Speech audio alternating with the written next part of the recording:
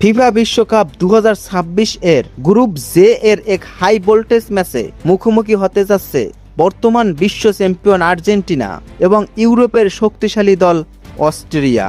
আগামী 22 জুন সোমবার বাংলাদেশ সময় রাত 11টায় যুক্তরাষ্ট্রের বিখ্যাত ডালাস স্টেডিয়ামে ম্যাচটি অনুষ্ঠিত হবে।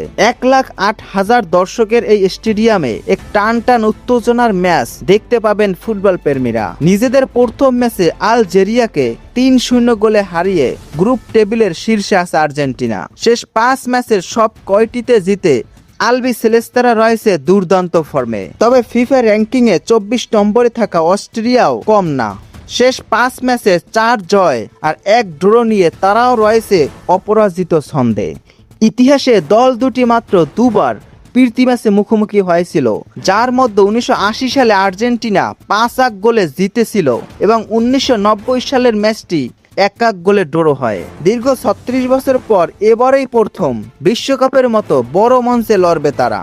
টেক্সাসের প্রায় 90 ডিগ্রি ফারেনহাইট গরম ও মেঘলা আবহাওয়ায় আর্জেন্টিনার প্রধান শক্তি হবে তাদের বিশ্বমানের আক্রমণ ভাগ। অন্যদিকে অস্ট্রিয়া হয়তো রক্ষণ শক্ত করে কাউন্টার অ্যাটাক কৌশলে আর্জেন্টিনাকে আটকানোর চেষ্টা করবে।